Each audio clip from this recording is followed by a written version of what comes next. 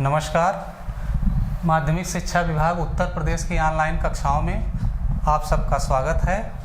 मैं रणविजय सिंह पटेल, प्रवक्ता जीव विज्ञान।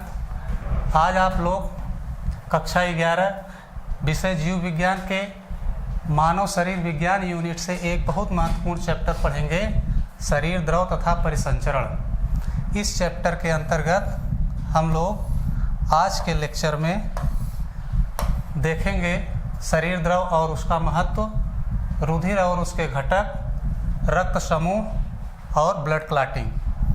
अब हम लोग चैप्टर की शुरुआत करते हैं। शरीर द्रव तथा परिसंचरण। ये चैप्टर केवल आप लोगों की कक्षा 11 की दृष्टि से ही महत्वपूर्ण नहीं है, बल्कि आगे आप लोग कॉम्पिटिटिव एग्ज़ाम तक देंगे तो वहाँ पर भी इससे संबंधित जीएस के तौर पर बहुत सारे क्वेश्चन पूछे जाएंगे। इसलिए तब के लिए और आज के लिए भी ये चैप्टर महत्वपूर्ण रहेगा। हम लोग देखते हैं शरीर द्रव। शरीर द्रव के अंतर्गत जल, हीमोलिम्फ, रुधिर और लसिका आते हैं। जल द्वारा जो परिसंचरण होता है वो सरल प्राणियों स्पंज सिलेंट्रेट में होता है। हीमोलिम्फ द्वारा कीटों में होता है। रुधिर और लसिका द्वारा जटिल प्राणियों में परिसंचरण होता है।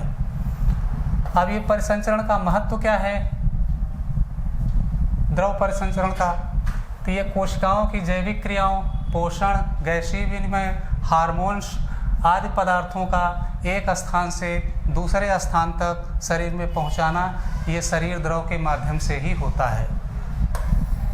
अब हम लोग देखेंगे शरीर द्रव का जो उच्च श्रेणियों में पढ़ना है मुख्य रूप से वो है ब्लड है। ब्लड एक विशेष प्रकार का तरल संयोजी ऊतक या कनेक्टिव टिश्यू है। इसको कनेक्टिव टिश्यू क्यों कहते हैं? क्योंकि यह टिश्यू को टिश्यू से, टिश्यू को आर्गन से, आर्गन को आर्गन से कनेक्ट करने का काम करता है। इसकी उत्पत्ति एम्ब्रियोनिक मेसोडर्म से होती है। एक सामान्य वयस्क मनुष्य में 5 से 5.5 लीटर ब्लड होता है, जो उसके कुल बॉडी वेट का 7.8% होता है। अब हम लोग देखते हैं रुधिर के घटक। रुधिर के दो मुख्य घटक हैं, एक प्लाज्मा है और दूसरा फॉर्म्ड एलिमेंट्स या ब्लड सेल्स या कार्ब सेल्स है। प्लाज्मा लिक्विड पार्ट होता है ब्लड का और फॉर्म्ड एलिमेंट्स सॉलिड पार्ट होता है। प्लाज्मा 55% होता है और फॉर्म्ड एलिमेंट 45% होता है। Plasma lightly yellow viscous fluid होता है। इसका पीएच 7.4 होता है, जिससे यह लाइटली एल्कलाइन होता है। अब हम लोग देखेंगे प्लाज्मा में क्या क्या है मुख्य रूप से। तो प्लाज्मा में मुख्य रूप से देखा जाए तो जो भाग परसेंटेज में है सबसे ज़्यादा मात्रा में वो है वाटर। वाटर 90 से 92% है और उसमें कुछ कार्बनिक पदार्थ हैं, कुछ अकार्बनिक पदार्थ हैं। कार्बनिक पदार्थ में देखें तो 6 से 8% प्लाज्मा प्रोटीन है, जो कि बहुत महत्वपूर्ण रोल अदा करती है। प्लाज्मा प्रोटीन के अंतर्गत देखें तो क्लॉटिंग प्रोटीन होती है। क्लॉटिंग प्रोटीन में दो महत्वपूर्ण प्रोटीन है, एक है फाइब्रिनोजन और दूसरा है प्रोथ्राम्बिन। ये क्लॉटिंग प्रोटीन जब कहीं चोट लग जाती है तो वहाँ पर ब्लड का थक्का जमाने में काम आती है। दूसरी प्रोटीन है ग्लोब्यूलिन। ग्लोब्यूलिन ये जो है इम्यूनोग्लोब्यूलिन मॉलिक्यूल को बनाने में मदद करती है। यह जो है डिफेंस मैकेनिज्म, शरीर की डिफेंस मैकेनिज्म में हेल्प करता है। तीसरी महत्वपूर्ण प्रोटीन है एल्ब्यूमिन। ये एल्ब्यूमिन ऑस्मोटिक बैलेंस बनाने में मदद करती है। अन्य पदार्थ में glucose, amino acid, lipid, cholesterol, hormone, vitamin, enzymes, anticoagulants, heparin आता है। कुछ वर्ज्य पदार्थ हैं जैसे urea, uric acid, ammonia, creatinine आदि। अकार्बनिक पदार्थों में देखें तो प्लाज्मा में जो हैं वो खनिज आयन्स हैं, sodium ion, calcium ion, magnesium ion, bicarbonate ion, chloride ion. अघुलित गैसें भी कुछ पाई जाती हैं, ऑक्सीजन और कार्बन डाइऑक्साइड। अब हम लोग इसके फॉर्म्ड एलिमेंट्स की ओर देखते हैं। एक और बात कि प्लाज्मा में जो क्लॉटिंग फैक्टर होता है उसको निकाल दिया जाए तो जो पार्ट बचता है वो सीरम कहलाता है। इसके बारे में भी हम लोग चर्चा करेंगे जब ब्लड क्लॉटिंग पढ़ेंगे। फार्म्ड एलिमेंट्स को संगठित पदार्थ कहते हैं। फार्म्ड एलिमेंट्स के अंतर्गत रेड ब्लड कार्पसेल्स या आरबीसी या इरिथ्रोसाइट्स आते हैं, और दूसरी तरफ श्वेत रक्त कणिकाएं या व्हाइट ब्लड कार्पसेल्स या ल्यूकोसाइट आते हैं। तीसरी सेल्स जो हैं वो प्लेटलेट्स या थ्रोम्बोसाइट्स हैं। अब हम लोग देखेंगे आरबीसी के बारे में। आरबीसी सबसे महत्वपूर्ण है। ये आरबीसी सबसे ज़्यादा संख्या मोस्ट एबंडेंट नंबर में होता है। इसकी संख्या 5 से लेकर 5.5 मिलियन पर cubic mm in adult healthy man में होती है। यानी एक स्वस्थ मनुष्य में 5 से लेकर 5.5 मिलियन पर क्यूबिक mm पाई जाती है। अब इसके निर्माण से महत्वपूर्ण कुछ क्वेश्चन एक नंबर ही पूछे जाते हैं कि आरबीसी का निर्माण कहाँ होता है। तो आरबीसी का निर्माण लाल अस्थिमज्जा या बोन मैरो में होता है वयस्क अवस्था में, लेकिन एम्ब्रियोनिक स्टेज में इसका निर्माण लीवर या स्प्लीन में होता है। और इसके बनने की जो प्रक्रिया है उसको कहते हैं इरिथ्रोपोएसिस या हीमोपोएसिस। अब देखा जाए तो ये जो आरबीसी है ये मैमल्स में नॉन न्यूक्लिएटेड होती है, सर्कुलर है और बाइकॉन्केव टाइप है, यानी उभयावतल होती है। कुछ मैमल्स हैं जैसे ऊंट है और लामा है, इसमें इस प्रकार का नहीं होता है, यानी उसमें न्यूक्लिएटेड होते हैं, ओवल है और कॉन्वेक्स टाइप होता है।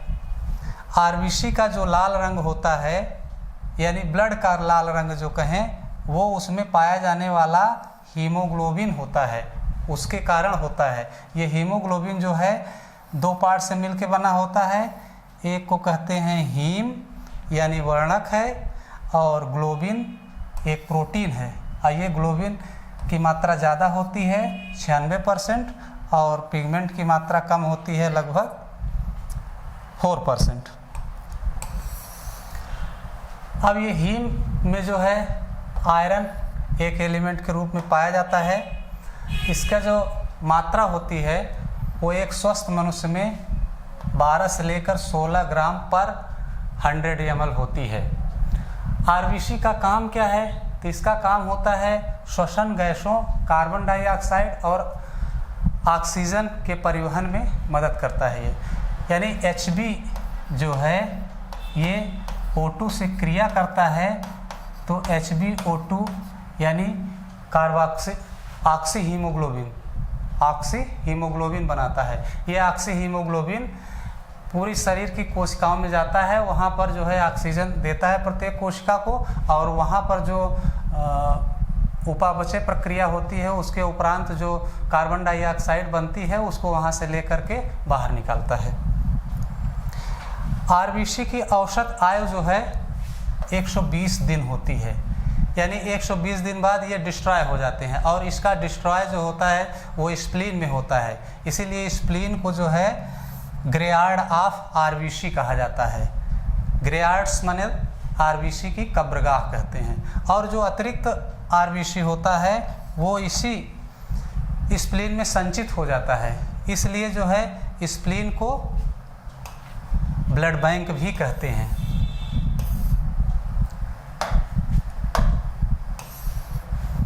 अब हम लोग WBC या ल्यूकोसाइट्स या श्वेत रक्त कणिकाओं के बारे में पढ़ेंगे। श्वेत रक्त कणिकाएं क्यों नाम दिया गया? क्योंकि इसमें हीमोग्लोबिन नहीं होता है। हीमोग्लोबिन नहीं होने से ये रंगहीन होते हैं, और इसकी संख्या आरबीसी की अपेक्षा बहुत कम होती है। 6000 से 8000 पर क्यूबिक mm ही होते हैं, और इसका साइज जो है 8 से 20 माइक्रोन होता है। शेप राउंडेड या इरेगुलर होता है। इरेगुलर माने अमीबॉइड शेप्ड हो जाता है कहीं कहीं, जहाँ जब ये भक्षकाणु प्रवृत्ति की होती हैं तब।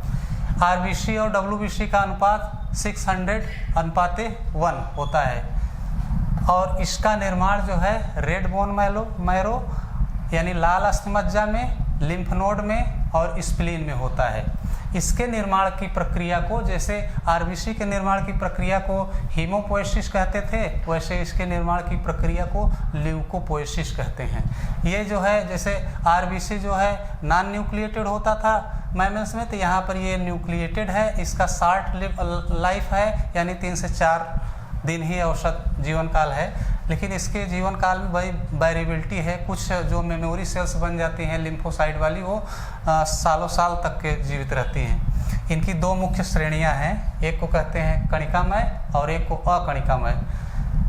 कणिकामय वाले में देखा जाए तो इसमें ग्रैन्यूल्स इसके साइटोप्लाज्म में प्रेजेंट होते हैं, इसलिए इनको कणिकामय कहा जाता है।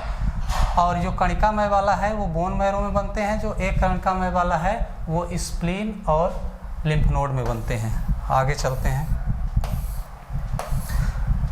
ग्रेन्युलोसाइट्स जो है 3 प्रकार के हैं, न्यूट्रोफिल्स, इओसिनोफिल्स और बेसोफिल्स। और ये ग्रेन्युलोसाइट्स 2 प्रकार के हैं, मोनोसाइट्स और लिम्फोसाइट्स। इनका परसेंटेज देखें तो न्यूट्रोफिल सबसे ज़्यादा में है, 60 से 65%, इओसिनोफिल 2 से 3%, बेसोफिल्स 1 से 5%, और मोनोसाइट्स 4%, लिम्फोसाइट्स 24% होता है। अब इसमें जो खास बात है वो देखेंगे 2 बातें, एक तो इसका फंक्शन सबका, और एक इसमें जो है न्यूक्लियस की संरचना। और पहले देख लेते हैं कि इसका नाम क्यों पड़ा, न्यूट्रोफिल्स, इओसिनोफिल्स, बेसोफिल्स। इओसिनोफिल्स जो है एसिडिक डाई इओसिन से अभिरंजित किया जाता है, इसलिए इसका नाम इओसिनोफिल है। इसको एसिडोफिल्स भी कहते हैं। बेसोफिल्स को बेसिक डाई से अभिरंजित किया जाता है, और न्यूट्रोफिल्स को न्यूट्रल डाई से अभिरंजित किया जाता है। अब यहाँ पर देखें फिगर, ये बेसोफिल्स, इओसिनोफिल्स, न्यूट्रोफिल्स। अब ये न्यूट्रोफिल्स में जो है, जो न्यूक्लियस है, न्यूक्लियस यहाँ देखिए 2 से 5 लोब्ड न्यूक्लियस होता है, यानी मल्टी लोब्ड न्यूक्लियस होता है न्यूट्रोफिल्स में। और एसिडोफिल्स में बाइलोब्ड होता है, बाइलोब्ड न्यूक्लियस है। और यस शेप्ड न्यूक्लियस बेसोफिल्स में होता है। मोनोसाइट्स में जो है न्यूक्लियस किडनी शेप्ड होता है, और लिम्फोसाइट में सर्कुलर राउंडेड न्यूक्लियस होता है। प्लेटलेट्स की संरचना ये है और इरिथ्रोसाइट की संरचना ये है। अब देखते हैं इनका कार्य देखते हैं। जो न्यूट्रोफिल्स होते हैं ये फाइगोसिटिक नेचर के होते हैं, यानी भक्षकाणु प्रवृत्ति के होते हैं, बाहर से आने वाले बैक्टीरिया वगैरह को ये मारने का काम करते हैं। और इओसिनोफिल्स जो है जब एलर्जी की प्रक्रिया होती है तो उस समय इसकी मात्रा बढ़ जाती है, एलर्जिक रिस्पांस में मदद करते हैं। और जो बेसोफिल्स है वो हिपैरिन और हिस्टामिन का स्रावण करता है। और मोनोसाइट्स भी फाइगोसिटिक नेचर का है, ये भी भक्षकाणु प्रवृत्ति का है, ये बाहर से आने वाले आक्रमणकारियों को का भक्षण करता है। और लिम्फोसाइट्स जो हैं ये 2 प्रकार के हैं, बी लिम्फोसाइट्स और टी लिम्फोसाइट्स। ये दोनों लिम्फोसाइट्स हमारी प्रतिरक्षा के लिए बहुत महत्वपूर्ण हैं। ये लिम्फोसाइट्स जो है एंटीबॉडीज़ का निर्माण करते हैं, और एंटीबॉडीज़ ये हैं जो हमें बाहर से आने वाले रोगाणुओं के प्रति सुरक्षा दिलाते हैं। अब जो तीसरी महत्वपूर्ण सेल्स है वो है प्लेटलेट्स। प्लेटलेट्स को यद्यपि सेल्स नहीं कहते हैं, क्योंकि ये बोन मैरो की विशेष कोशिका मेगाकैरियोसाइट के टुकड़ों के विखंडन से बनती हैं। टुकड़ों के विखंडन से बन रही है, तो इसलिए ये एक्चुअल सेल नहीं है। ये नॉन न्यूक्लिएटेड हैं, कलरलेस हैं। इसका लाइफ स्पान जो है एवरेजन 8 दिन तक होता है। इसकी रक्त में संख्या 1.5 लाख से लेकर 3.5 लाख तक के होती है, यानी प्रति घन मिलीमीटर में होती है। और जो डैमेज्ड प्लेटलेट्स हो जाती हैं, जब कहीं चोट लग जाती है तो वहाँ पर थ्रोम्बोप्लास्टिन का स्राव होता है, और यही थ्रोम्बोप्लास्टिन रक्त का थक्का जमाने में मदद करते हैं। इनकी संख्या में कमी होने पर क्लॉटिंग डिसऑर्डर हो जाता है, जिससे शरीर से अधिक रक्त का स्राव हो जाता है, एक्सेसिव लॉस ऑफ ब्लड हो जाता है। अब देखते हैं कि इनकी संख्या जो है कम कैसे होती है। तो कम किसी बीमारी में आजकल देखा जाता है, तो डेंगू फीवर है, उसमें प्लेटलेट्स की संख्या बहुत कम हो जाती है, यहाँ तक कि 20,000 से भी कम हो जाती है, बहुत सीरियस कंडीशन हो जाती है उस समय। अब ये सबसे महत्वपूर्ण रोल अदा करता है रक्त का थक्का जमाने में। तो इसकी भूमिका देखते हैं रक्त का थक्का जमाने में। ब्लड क्लॉटिंग, अब देखेंगे मैकेनिज्म ऑफ ब्लड क्लॉटिंग। तो पहले जाने कि ब्लड क्लॉटिंग होती क्या है। जैसे मान लो कहीं पर चोट लगी होती है तो वहाँ पर क्या होता है, वहाँ पर थोड़ी देर में देखते हैं करीब 3 से लेकर के 8 मिनट तक में थक्का बन जाता है, माने रक्त का बहना रुक जाता है। जो तरल द्रव था वो जेली लाइक सब्सटेंस में बदल जाता है। इसी को कहते हैं रक्त का थक्का बनना। और ये रक्त का थक्का बनना एवरेजन देखा जाए 3 से 5 में है और अधिकतम देखा जाए तो 8 मिनट तक होता है। माने 8 मिनट तक में रक्त का थक्का बन जाएगा। और उसके बाद थक्का बनने के बाद वहाँ पर अगर देखा जाए हल्का सा दाब करेंगे, प्रेशर देंगे तो पीले रंग का तरल निकलता है जिसको सीरम कहते हैं। इस सीरम में जो है प्लाज्मा माइनस क्लॉटिंग फैक्टर, यानी प्लाज्मा में क्लॉटिंग फैक्टर निकाल दें तो जो बचेगा वो सीरम कहलाएगा। अब देखते हैं कि इसकी मैकेनिज्म क्या है, कैसे जो है रक्त का थक्का बनता है हमारे शरीर में। कहीं पर चोट लगी होती है तो क्या होता है, जहाँ पे चोट लगी होती है तो वहाँ पर क्या होगा, ब्लड की जो थ्रोम्बोसाइट्स हैं वो एक्टिवेट हो जाती हैं। एक्टिवेट एट इंजरी प्लेस, जहाँ पे चोट लगी होती है वहाँ एक्टिवेट हो जाती हैं। एक्टिवेट होने के बाद ये क्या करेंगी, ये थ्रोम्बोप्लास्टिन या कहें थ्रोम्बोकाइनेज नाम का एक एंजाइम रिलीज करेंगी। और ये एंजाइम जो है ये प्रोथ्राम्बिन, जो प्रोथ्राम्बिनेज एंजाइम है उसका जो है इंड्यूसर होता है, यानी ये इंड्यूस करता है प्रोथ्राम्बिनेज के बनने को। ये भी कैल्शियम आयन की उपस्थिति में जब प्रोथ्राम्बिनेज बन जाता है तो कैल्शियम आयन के ही उपस्थिति में ये प्रोथ्राम्बिनेज एक प्लाज्मा में पाई जाने वाली प्रोटीन है प्रोथ्राम्बिन, जो कि इनएक्टिव फॉर्म में है। इसको जो है एक्टिव फॉर्म में कन्वर्ट करती है जिसको कहते हैं थ्रोम्बिन। ये थ्रोम्बिन जो है इनसॉल्यूबल होती है ब्लड में, जबकि प्रोथ्राम्बिन जो है सॉल्यूबल होती है। अब थ्रोम्बिन जो है क्या करता है, थ्रोम्बिन एक्टिवेटर का काम करता है किसका, फाइब्रिनोजन का। थ्रोम्बिन कैल्शियम आयन की उपस्थिति में फाइब्रिनोजन जो ब्लड में है इनएक्टिव फॉर्म में है, इसको एक्टिव फाइब्रिन में बदलती है। एक्टिव फाइब्रिन में क्या होता है कि ये थ्रेड लाइक प्रोटीन होती है। जैसे मान लीजिए यहाँ पर ये ब्लड वेसल्स हैं, यहाँ पर चोट लगी और यहाँ से ब्लड निकल रहा है, तो अब क्या होगा, यहाँ पर फाइब्रिन बन गया। फाइब्रिन बनने के बाद यहाँ पे जाल जैसी, नेटवर्क जैसी संरचना बन जाएगी। अब इस संरचना में क्या होगा, जो WBC है, RBC है इसमें और प्लेटलेट्स हैं फंस जाएंगे और ये जाल जैसी जो थक्का बना है इसी को कह देंगे क्लॉट, थक्का बनना। अब यहाँ से ब्लड बहना रुक जाता है। और एक ख़ास बात है कि इस क्लॉटिंग मैकेनिज्म में कैल्शियम आयन महत्वपूर्ण है। कैल्शियम आयन के साथ साथ विटामिन के, विटामिन के जो है ये प्रोथ्राम्बिनेज एंजाइम यानी प्रोथ्राम्बिन एक्टिवेटर को क्या करता है, एक्टिवेट करता है। यानी विटामिन के इसकी संश्लेषण को बढ़ाता है। यानी बिना विटामिन के का ये प्रोथ्राम्बिनेज पर्याप्त मात्रा में नहीं बन पाएगा, और जब नहीं बन पाएगा तो इससे थक्का बनने में दिक्कत होगी। अब हम लोग देखते हैं कि ये मैकेनिज्म जो पढ़े वो कैसी मैकेनिज्म है कि यहाँ से यहाँ तक देख रहे हैं तो ये एक क्रमबद्ध प्रक्रिया है। इस पूरे मैकेनिज्म को कैस्केड मैकेनिज्म कहते हैं। कैस्केड मैकेनिज्म या कैस्केड प्रोसेस या सोपानी प्रक्रम कहेंगे, सोपानी प्रक्रम।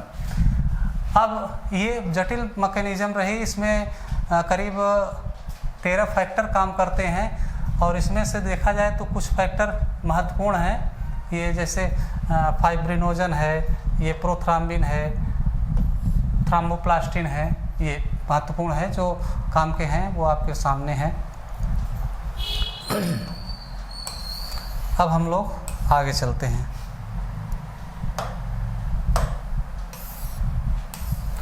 अब हम लोग एक बहुत ही महत्वपूर्ण टॉपिक देखेंगे, ब्लड ग्रुप या रक्त समूह। रक्त समूह 2 प्रकार के हैं, एक ABO समूह और एक RH समूह। ABO समूह में 4 प्रकार के ब्लड ग्रुप होते हैं, एक A blood group, B blood group, O blood group और AB blood group.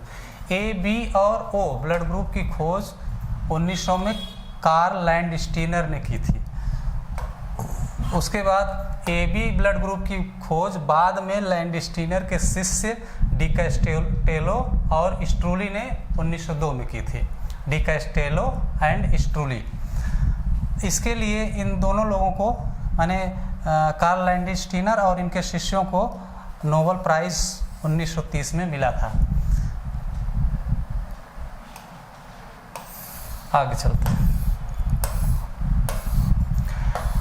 Blood group में दो महत्वपूर्ण चीज़ें महत्वपूर्ण हैं, बहुत महत्वपूर्ण हैं। दो चीज़ें बहुत महत्वपूर्ण हैं, वो है एंटीजन या इसको कहते हैं एग्लूटिनोजेन, और दूसरा है एंटीबॉडी या एग्लूटिनिन्स। ये एंटीजन क्या होते हैं? जैसे ये आरबीसी है तो आरबीसी की सतह पर जो पाया जाएगा वो एंटीजन है, और ये जो है प्रतिरक्षा अनुक्रिया को प्रेरित करता है। और जो प्लाज्मा में पाया जाता है वो प्रोटीन, विशेष प्रकार का प्लाज्मा प्रोटीन, वो एंटीबॉडी है। और ये एंटीबॉडी एंटीजन के विरुद्ध बनता है। जब कोई एंटीजन शरीर के अंदर आता है तो उसके अगेंस्ट जो है एंटीबॉडी बनना शुरू हो जाते हैं। आगे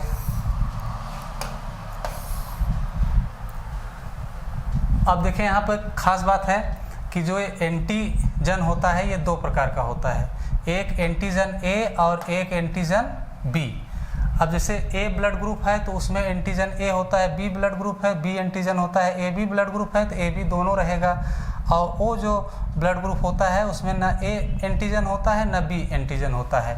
और इसी तरह से एंटीबॉडी जो ब्लड प्लाज्मा में है वो भी दो प्रकार के हैं, एंटी ए और एंटी बी। और ए बी वाले में ये एंटीबॉडी एब्सेंट होती हैं, जबकि सर्वदाता वाले में ओ वाले में एंटी ए और एंटी बी पाया जाता है। तो डोनर माने ये ए ब्लड ग्रुप किसको किसको दे सकते हैं ये है।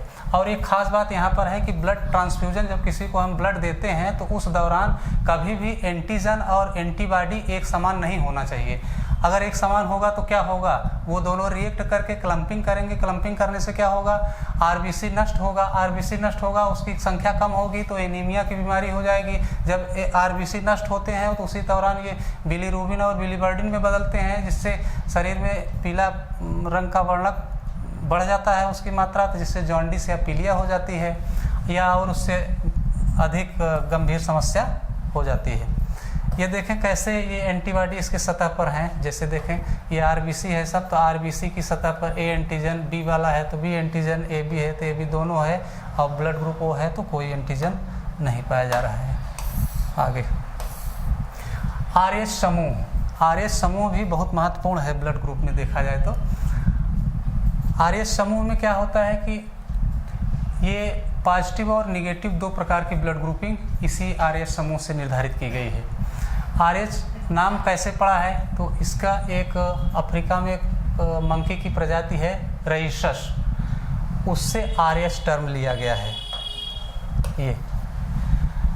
और इसकी खोज जो है लैंडस्टीनर और बीनर ने 1940 में की थी। यह एक प्रकार का एंटीजन है। जैसे अभी दो प्रकार के एंटीजन हम लोग देखे, एंटीजन ए और एंटीजन बी, उसी तरह से ये भी एक एंटीजन है जो आरबीसी की सतह पर पाया जाता है। यह 80 से लेकर 85% तक के मनुष्यों में पाया जाता है। और आरएच एंटीजन इसी को कहते हैं आरएच फैक्टर। अगर एंटीजन पाया जा रहा है तो आरएच पॉजिटिव कहलाएगा, अगर एंटीजन आरएच एंटीजन नहीं है तो आरएच निगेटिव कहलाएगा। ठीक इस आधार पे ब्लड ग्रुप पॉजिटिव या निगेटिव हो सकता है। और जब ब्लड ग्रुप चढ़ाया जाता है तो उस समय आरएच फैक्टर को भी देखा जाता है। आरएच फैक्टर नहीं देखे जाएंगे तब भी दिक्कत होगी। जैसे मान लीजिए ब्लड ग्रुप आरएच माइनस वाला है तो आरएच माइनस वाले में आरएच पॉजिटिव मिलाया जाता है, आरएच माइनस को आरएच पॉजिटिव में मिलाया जाता है तो क्या होगा, आरएच एंटीजन के विरुद्ध आरएच निगेटिव में विशेष प्रकार के एंटी आरएच बन जाते हैं।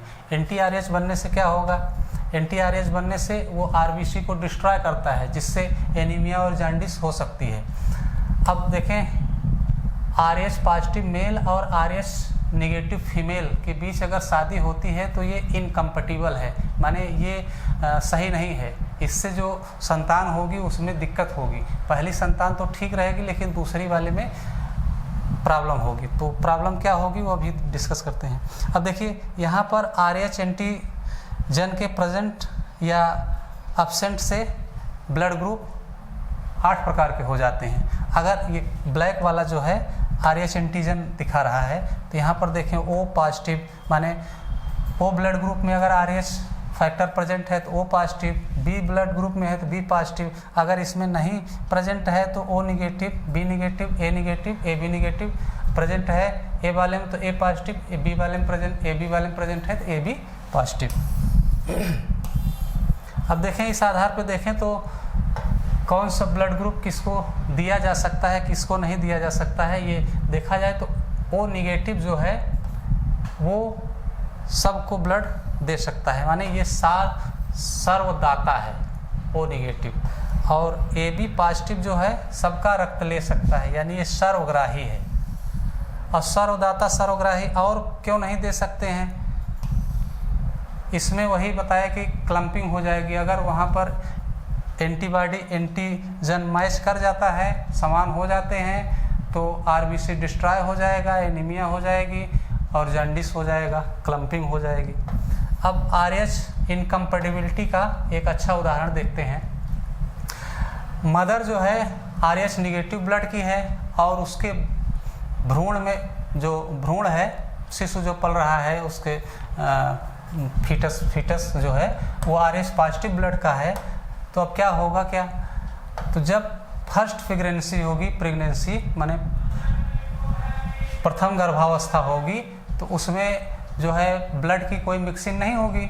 जब ब्लड की मिक्सिंग उस समय तो नहीं है तो कोई प्रॉब्लम नहीं है, लेकिन जब चाइल्ड बर्थ होगा यानी पार्टूरिशन जब होगा, प्रसव होगा, तो उस दौरान क्या होगा, अम्बिलिकल कार्ड काटी जाएगी। तो जब काटी जाती है तो उसी दौरान जो है दोनों रक्त यानी शिशु का और मदर के ब्लड में मिक्सिंग हो जाती है। तो जब मिक्सिंग होगी तो क्या होगा, मिक्सिंग होगी तो जो फीटस का ब्लड है यानी भ्रूण का, यानी जो बच्चा पैदा होने वाला है उसका ब्लड जो RH पॉजिटिव है यानी RH एंटीजन वो मिल जाता है मदर के ब्लड में, जो कि मदर क्या है RH निगेटिव है। तो अब क्या होगा, जब उसके ब्लड में मिल गया मदर के, तो मदर के ब्लड में अब RH एंटीजन जो आ रहा है उसके अगेंस्ट में एंटीबॉडी बन जाएगा, यानी एंटी RH बनना शुरू हो जाएगा।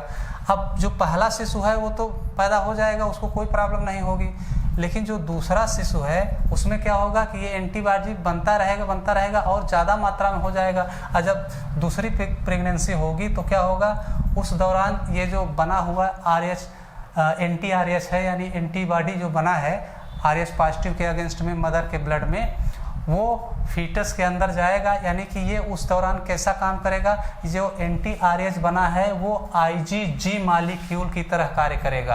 और IgG आप लोग जानते हैं कि IgG मॉलिक्यूल प्लेसेंटा को क्रॉस कर जाता है, यानी प्लेसेंटा के बैरियर को क्रॉस करके फीटस में पहुंच जाता है। तो जब फीटस में पहुंच जाएगा यानी भ्रूण में प्रवेश करके उसके RBC को नष्ट कर देगा, RBC नष्ट कर देगा, जिससे एनीमिया, जॉन्डिस या भ्रूण ही पूरा नष्ट हो जाएगा। और इसी को कहते हैं इरिथ्रोब्लास्टोसिस फिटेलिस कहते हैं। इससे बचने के लिए डॉक्टर लोग क्या करते हैं, माँ को पहले प्रसव के तुरंत बाद RH एंटीबॉडी यानी जो रोगम सॉल्यूशन का इंजेक्शन है उसको दे देते हैं। तो इससे क्या होगा, उसके अंदर जो बना हुआ एंटी RH है वो ख़त्म हो जाएगा और उसकी दूसरी प्रेगनेंसी होगी वो सेफ हो जाएगी। तो प्यारे बच्चों, आज का लेक्चर यहीं से समाप्त होता है और नेक्स्ट लेक्चर में हम लोग इसके आगे चर्चा करेंगे। धन्यवाद।